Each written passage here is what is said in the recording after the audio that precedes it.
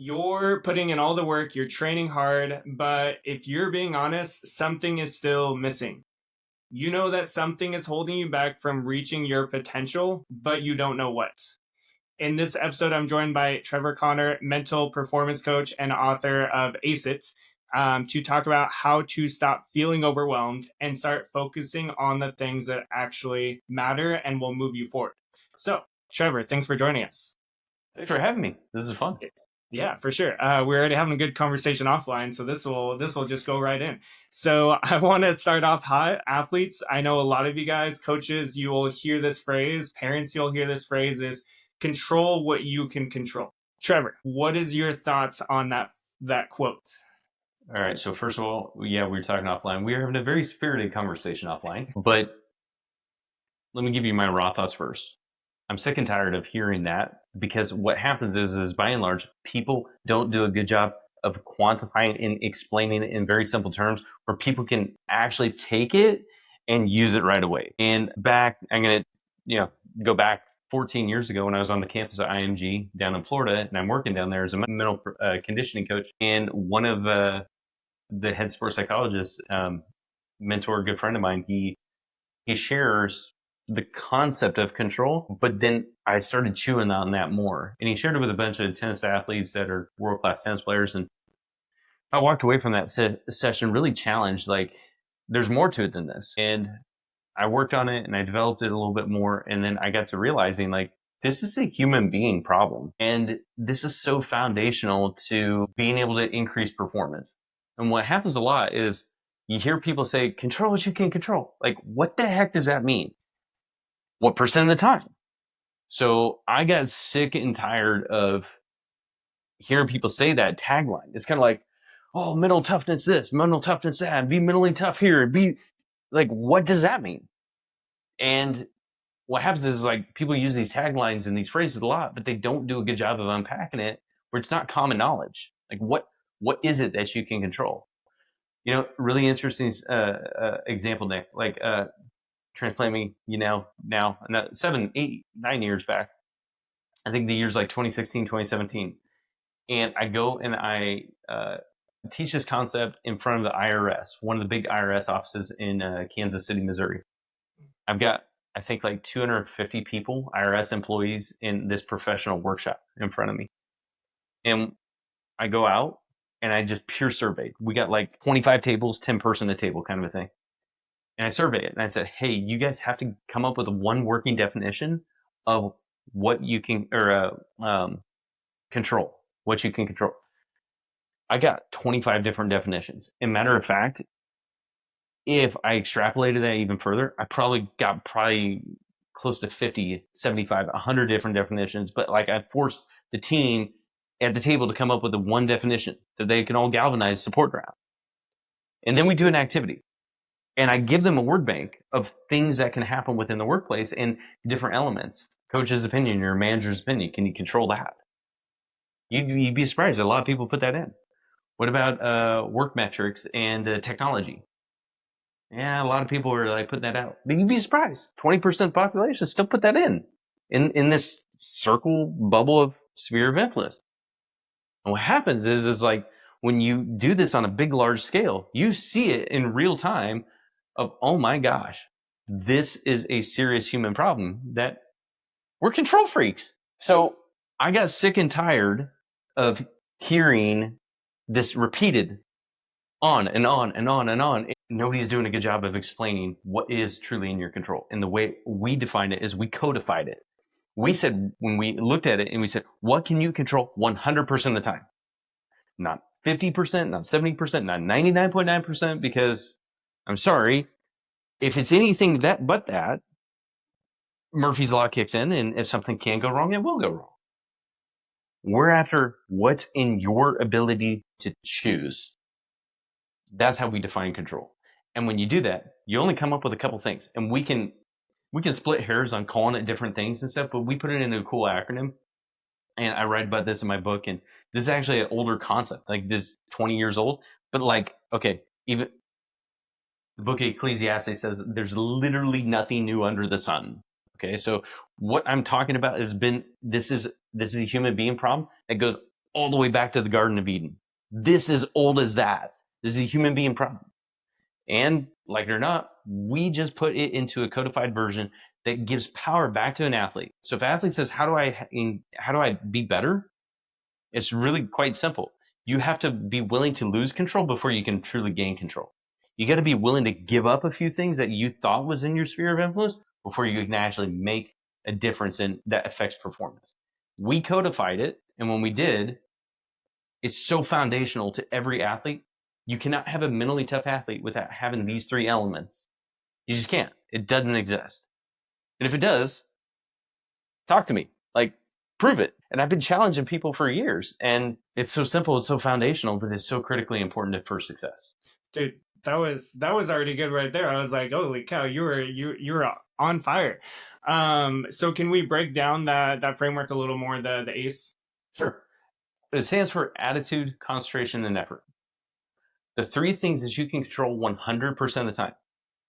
And we play devil's advocate all the time with our athletes about this. And we give them like, okay, well, have you ever had a bad attitude just once in your life? Like, well, yeah. I'm like, can you control that? They're like, well, maybe not. I guess not. No. And I go, wait, stop. You may have had somebody say something or do something bad to you or wrong to you and get you all flustered and stuff. But like, you still have a choice in how you can respond. Yes? And they're like, oh yeah, of course I can. I'm like, well, could you have responded differently? Yeah, I could. So in that moment, you chose not to execute great attitude. Therefore, what was the response? And we go down those trails. But what it is like, it gives back the agency and the power back for them to understand, like, you have a choice that you can make even when you're wrong, slighted, made fun of, bullied, whatever. The social media stuff, they come out and it's really negative press towards you. Okay, who cares? That's freaking distraction and it's noise. Like, throw that out. Like, you still have a choice in your attitude. You can shape your worldview differently. You can. See, concentration.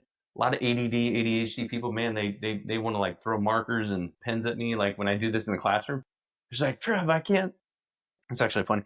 They're like, Trev, I can't focus. I have ADD. I'm like, no, what it is you're full of excuses. They're like, what?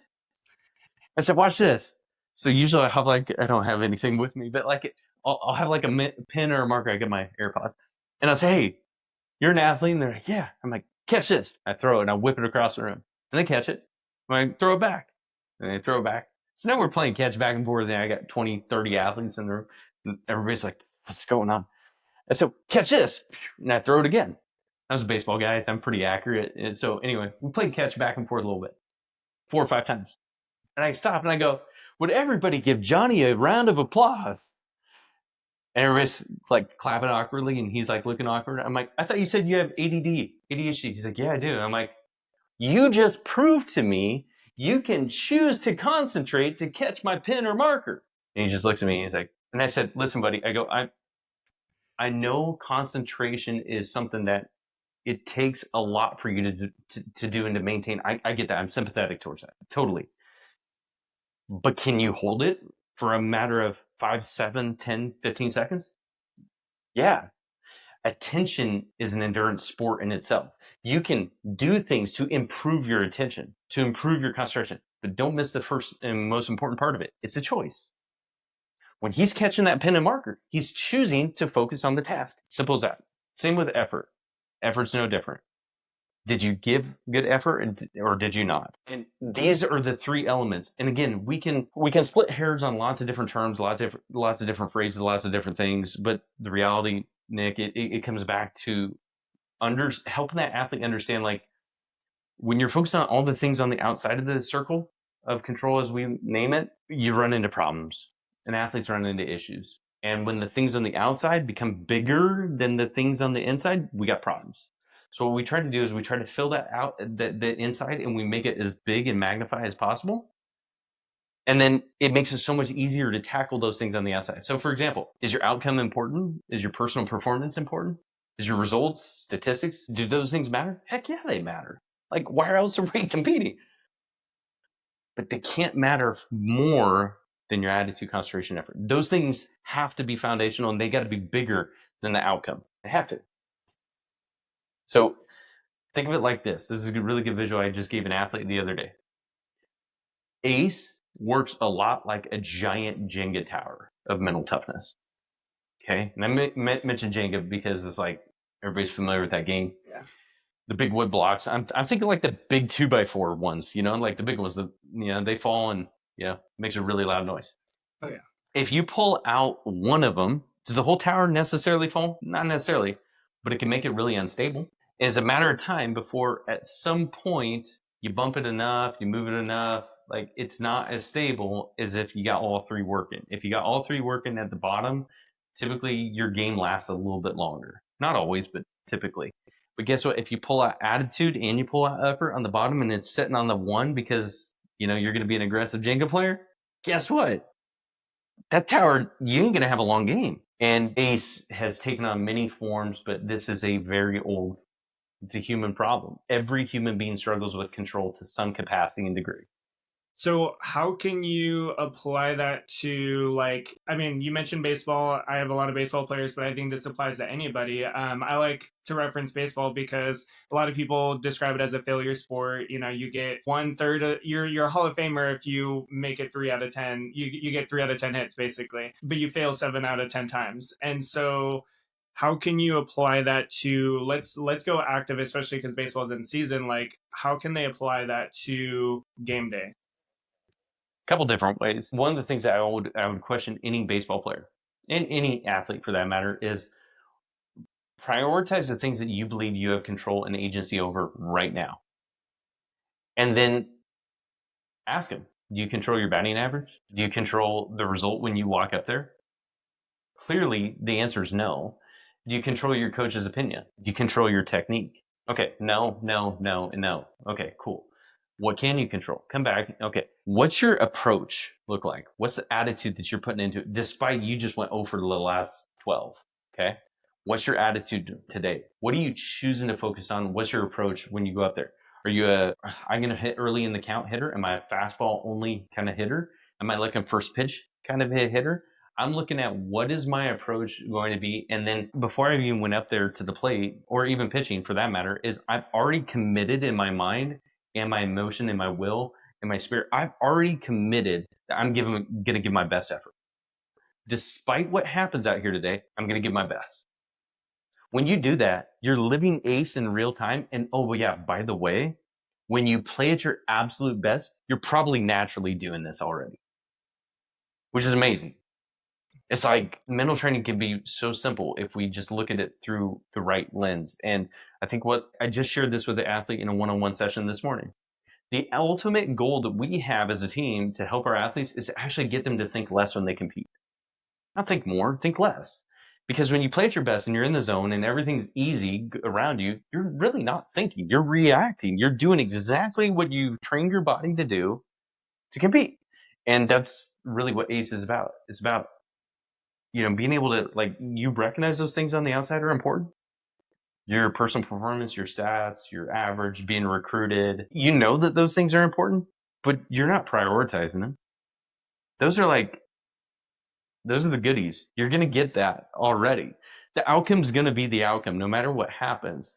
How you go about getting the outcome is what matters. So there's a couple different real practical ways how to use it in real time. But I come back to any athlete in the beginning and I'd ask them, like, what are you prioritizing right now in your approach? What are you prioritizing for, let's say, from a pitching standpoint? And are you caught up in the wrong things? A lot of times athletes will make the wins and losses even about the umpire. Mm-hmm. Like, shut up. Like, that umpire, like, I don't care if they called one controversial call and it ended the game. You didn't end the game on that. Like, what about the 27 other strikes that you guys didn't swing at the rest of the game? What about the 5 guys that struck out looking? What about them? What about in the first inning when you had a kind of a fumble ball to the catcher and the guy takes a secondary lead and then he decides, I'm not going to go, and he gets back picked at first? Like, what about that? Like, I get so frustrated at people wanting to put the blame and put the placing on, like, success or failure on other people. Like, no. Own it. Take responsibility for what it is. ACE simplifies everything equally. I can make an example of, like, okay, we watch Sunday football, we watch college football, and the field goal kicker's on the field 3 times in the game. Okay, and he misses the game-winning 45-yard field goal. It's in his arsenal. He should be able to hit it. It's good, but he misses it. And he misses it by that much. And then 2 hours later, you got hate groups on social media, like hating the kicker and like wanting to, like, torment the poor kid. That guy's on the field for 3 plays. What about the offense that had 120 plays that game? Should they bear not some responsibility? Like, that's dumb. So what we do is we take some of these crazy elements, like that's an outcome, that's a personal performance, that's a result. Like, those are all uncontrollables. And I even tell that kicker, like, can you control that outcome? When that ball leaves your foot, can you control it? Well, no. Like, you control your attitude, your concentration, effort that goes into kicking that ball, and you let it fly. That's it. And that simplifies everything. ACE simplifies so much. And it's sad that majority of athletes, they'll never hear this message. They'll never hear it because it's so simple. People are talking a lot of different ways about control what you can control. We quantify it, we simplify it, and we simplify it by 100%. Dude, I love the example of the kicker too, because that is something like you said, like you do all the you do the ace, and then you let that ball go. I mean, that's where, when you talk about recruiting, when you talk about, the micros of like in-game type situations, like you said, with the umps or the refs, all of those things, it just simplifies it to be like, okay, like these are the 3 things you can do, and then like let it fly. Yeah. But I also like you also talk about, like, you're not just doing this on game day, you're doing this in practice. And what is, I guess, in that sense, like, what are some things so that they can train this like muscle, essentially, of doing this by habit versus, just in game? This is a way of life. Seriously, it is. This is a way of life. How many people are frustrated at the wrong things? How many people are distracted by the wrong things? How many people are trying to control a teacher's approval or a significant other's approval? Like, ACE is a way of life, and we've got a lot of different applications for it. I think where the rubber really meets the road is, like, you have to understand. I give this visual a lot to my athletes. So you have your personal life, you have your athletic life. Okay, and I use this with young people a lot. They're both connected at the hip.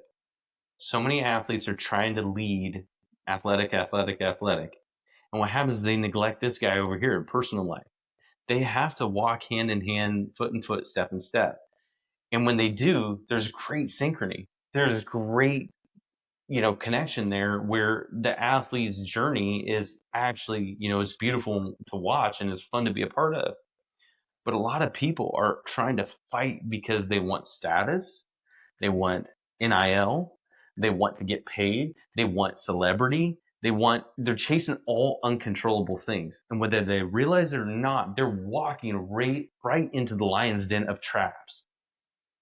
And they may get their bread, they may get their NIL, they may get the scholarship that they want, but they don't realize it, but they've set themselves up on a plateau of uncontrollables. And they built themselves a silo of uncontrollable things. You can't control your follows. You can't control what people say and don't say. You can't control the NIL checks, no matter how popular you think you are or possibly are. I'm sorry, at some point, everything can come crashing down. And if you've built your identity around that, you've set yourself up for unbelievable amounts of catastrophic disaster. Like, get in touch with us, like, immediately. Like, reset your mind, reset your attitude, because I'm telling you, like, we see at least a dozen of these cases a year where athletes are coming to us and they've had everything, Nick.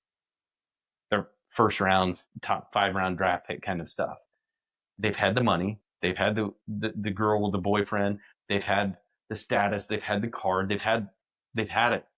And then it crashes. Why? Because they built their identity on something that just can't stand. So this is, I hate saying it, but like, a lot of young people right now are borderline identity crisis because their sport is becoming their identity. It's messy. And every year we get a dozen or so cases like it, if not more. And we have to slowly but delicately help them unpeel the layers and show like where those false beliefs came from and what we can do about it now. But it's devastating every single time, and it actually breaks my heart every single time we have those cases, personally, because it's like I love helping them and I love seeing the success in them, but it hurts because I know that they've believed so many lies about themselves and lies about, their own status of what they thought was possible.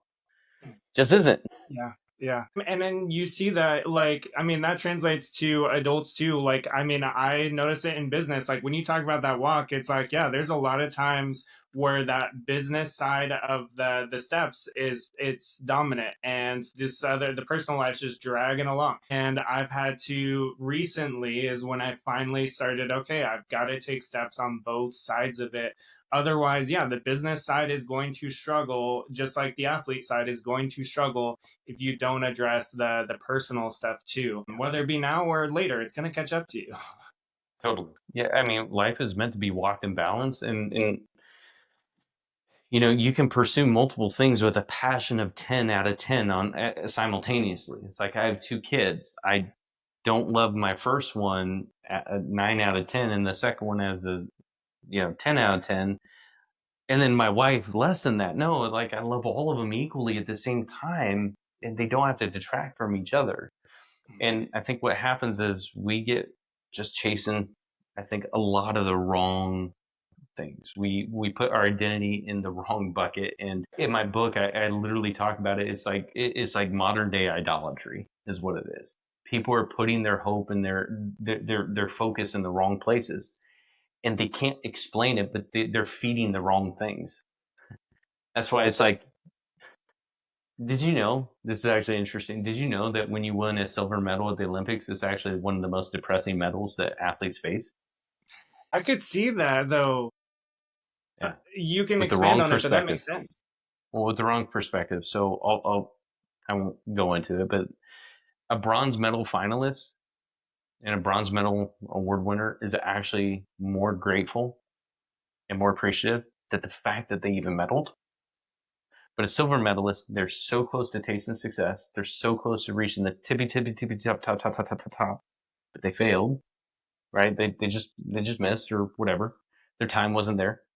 And actually, they actually struggled the most with, not saying depression, but that feeling of, I didn't do it. I didn't make it. If your attitude and your identity is focused on the wrong things, they will struggle a lot winning that silver medal. And let's be real, like you're the second best in the world per that event, per that Olympic cycle in the world. Like you should be like, oh my gosh. Yet the bronze medalists, they're so much more thankful. They're so much more happy. That's huge. And with the identity too, it's like, you mentioned social media earlier, and that's where I want you to talk on this is, I see this. I think football is the most prevalent sport that they do this. So I understand that you post your highlights, you do your things, like whatever. But what I see with football is like, for example, one of my baseball players got a D1 offer. Nobody knew about it except for those close to him until he accepted that offer.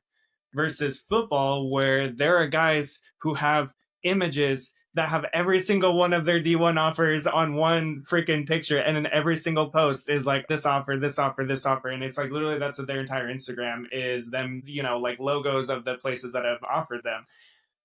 Can you, with the identity and the social media, I'll let you unpack that one. You got to understand the nature of the beast of where sports is at and where it's going to. We're in this climate and culture where sports is not shrinking. And matter of fact, the professionalism that used to be reserved for the professional, once the NIL stuff came out and the Bannon lawsuits dropped a few years ago, Pandora's box was wide open. And now you're seeing that trickle down all the way to the high school level. How come you have guys at premier Power 5 conferences for basketball where they're asking legitimate questions? Why do we have to go to school? And then NCAA says, well, you're a student athlete first. And they're like, no, I came to school so I can get to the pros. They're not wrong, are they? But are they? And I know the athletic directors of the collegiate level, they're not going to love me saying it, but like I'm saying the quiet part out loud that they're already thinking, they're already having this conversation. So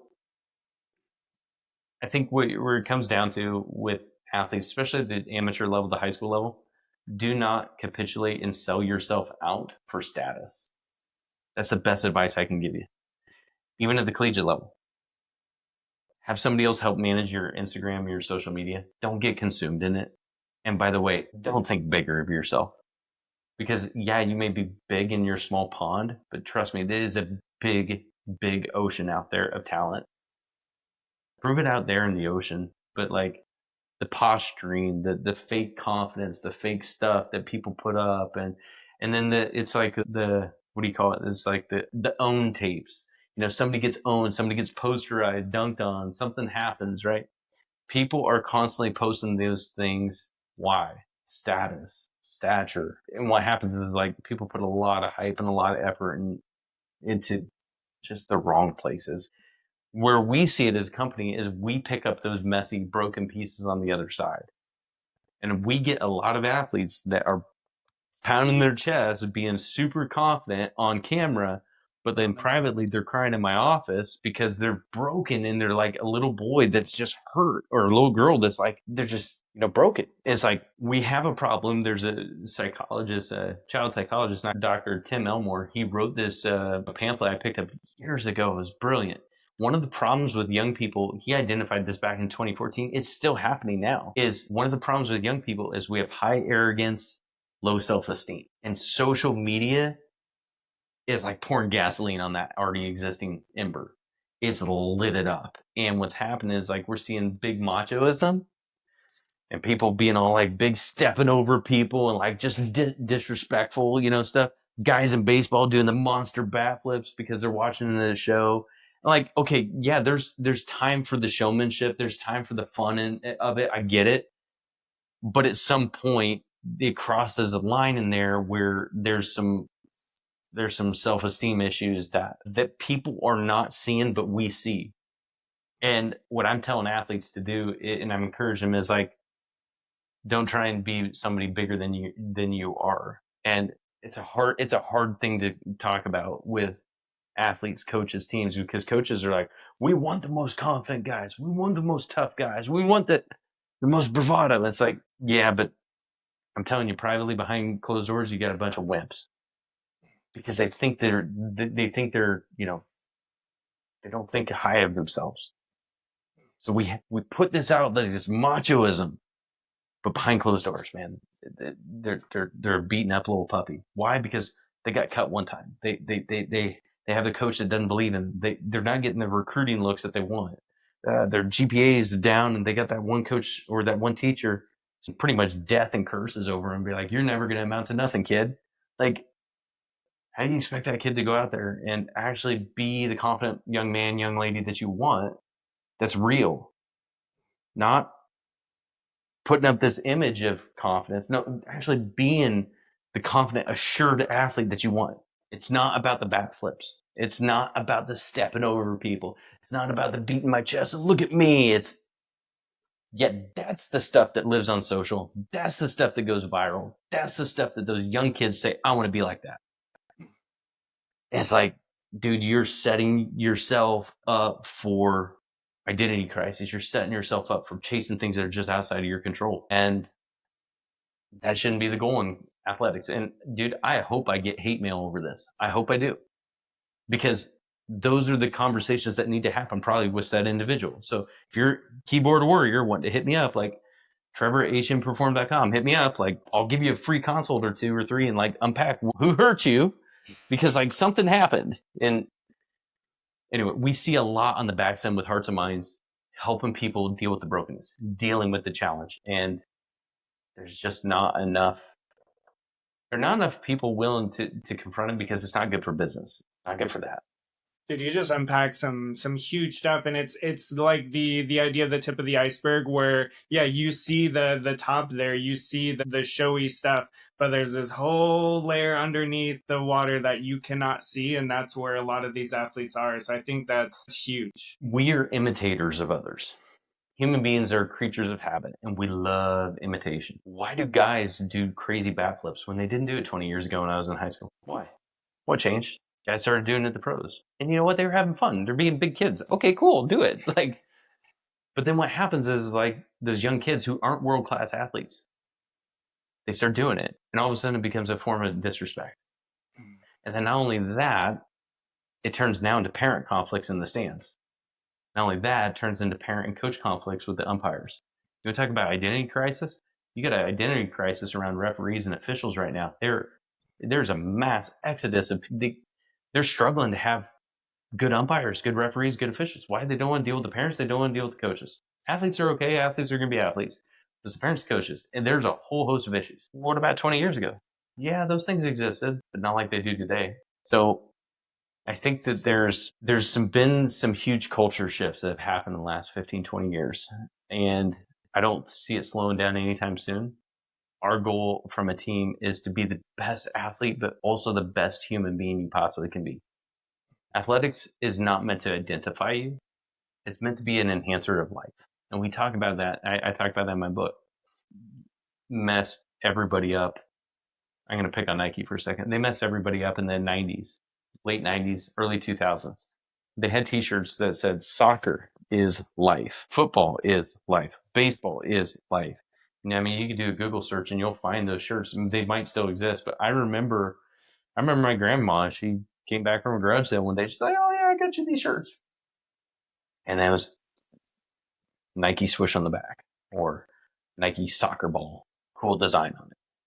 It's a cool shirt. But what happened is there's a whole generation of young people that swallowed that marketing message and it took on a whole persona form. And now we see stuff instantaneously when before 20 years ago, you didn't see stuff instantly because social media. Now we see it instant and it's being financed. So we've got a whole host of issues, but like what I would encourage any young person is do not allow yourself to get caught up into making your identity about something that is outside of your control. NIL, status, celebrity, how big your social accounts are or aren't. Like vanity, man. All that stuff is in vain. All that stuff is crap. And sorry, if you have a flat tire on the side of the road, you need help. Who are you going to call? You're going to call somebody that's in your circle. You're not going to call one of those tens of millions of followers. Why? They don't care about you. Matter of fact, most of them would hate on you and be like, "Oh, it serves you right." For getting a flat tire, they don't care about you. Don't allow yourself to think that people care more than what they actually do. And if you can, like, set up a buffer zone of support of people that actually are in your corner, care about those people's opinions. There's a lot of noise. So ACE is a foundational piece. Attitude, concentration, effort is a foundational piece to making a great human being, as much as our application obviously is in athletics. But this is a life concept. If you have a great attitude towards your coworkers in a professional environment, guess what? You're probably going to do relatively good things. If you're able to really relatively concentrate on the tasks at hand on a day-to-day basis in the workplace, you're probably going to maintain a good job, probably get set up for promotion. Do you give great effort on a consistent basis, a daily basis? Yeah. You're probably going to be doing good things in that workplace. And if you're unhappy, go find another job. Like, we are telling athletes and human beings, like, it doesn't matter. You're a human being first before you're an athlete. ACE is a life concept. Our vehicle just happened to be sport. Yeah. There's so many things that I'm like writing things down. I'm like, there's just so many things out of that. I do want to say, when you talk about the status and all those things, it's also like the idea of it fading. I mean, how many athletes nowadays, high school athletes, don't even know athletes that I knew like 10, 15 years ago, and they were pros, they were like, huge fan favorites, and they're completely unheard of, for a lot of these people. And so that's the idea, is like, yes, we have social media, but unless that person's actively in the spotlight, like, all of those fans are essentially gone in a sense. So I think that's huge.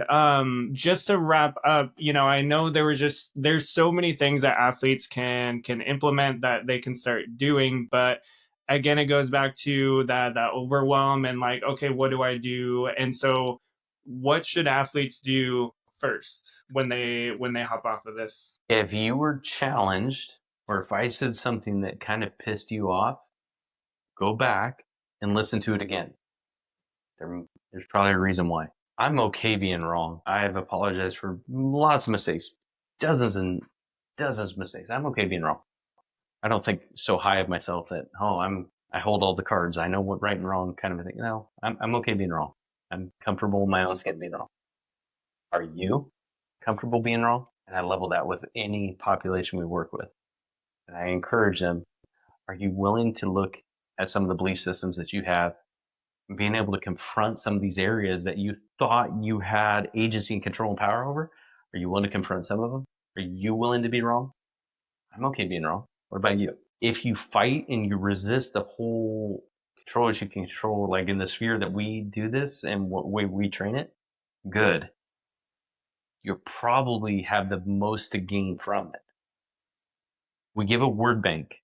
I think it's on like page 54 of my book, 54, 56, somewhere around there. We give a word bank, an activity, and we still use it to this day. The book was published 6 years ago. I still use it to this day. Are you willing to confront some of the prior belief systems that you've had and willing to let go of some of the things that you believe? If you are, this will benefit you immediately. You'll see manifest differences in your life today because you're choosing to let go of control of some aspects of life. One of the most powerful things you can do is really let go of control, and then you will gain control of your life. And this control thing, this is as old as mankind. It really is. This is a human problem. God gave Adam and Eve dominion over the earth, to name the animals. God kicks Adam and Eve out of the garden because they screwed up. Thanks, Eve. Thanks, Adam. They're both guilty. He threw them out. And then what happens next? God didn't revoke the dominion over man. He said, subdue the earth, work the ground. Now the ground's going to be cursed. It's going to produce thistles now, but work it. God still left the control and the dominion there. This is a human being problem. And no matter how you look at it, if you pinch your skin, if you bleed red, sorry, you got this issue. And you got two choices. You can bury your head in the sand and live in denial, or two, you can confront the reality, get a good mirror that's not going to lie back to you, and ask yourself, am I believing some things I shouldn't? How can I truly let go of some things to gain control? Man, dude, this was good. And I always, it's funny, like for listeners, like I always say like, okay, the goal is 30 minutes, but we'll see how it goes. And with this one, it's like I felt it necessary that y'all had to hear what you had to hear. And there's still more we're gonna unpack. I mean, I'm gonna have Trevor back. We are gonna unpack that. We're also gonna unpack the app that he already has released. However, he's released an even like super cool version of it. I got to see a little bit. So make sure number one that you guys follow Trevor. Check the show notes. All the details will be down there. But Trevor, I just want to thank you for hopping on today and unpacking some really hard topics. I appreciate it. I love rolling up the sleeves and getting real. It's a pleasure. It really is. And I love being able to speak about some of these areas and being able to help athletes and families, coaches, teams, help them be able to really understand what it is that they can control. Because I'm telling you, Nick, like once you start feeding yourself differently, mentally and emotionally, things change so quick. Anyway, that's part of the reason why it's hard to move on past it, because this is so foundational to success. Yeah. Yeah. But yeah, so listeners, I'm not going to add anything else to what he said except our usual ending, which is to keep striving for greatness.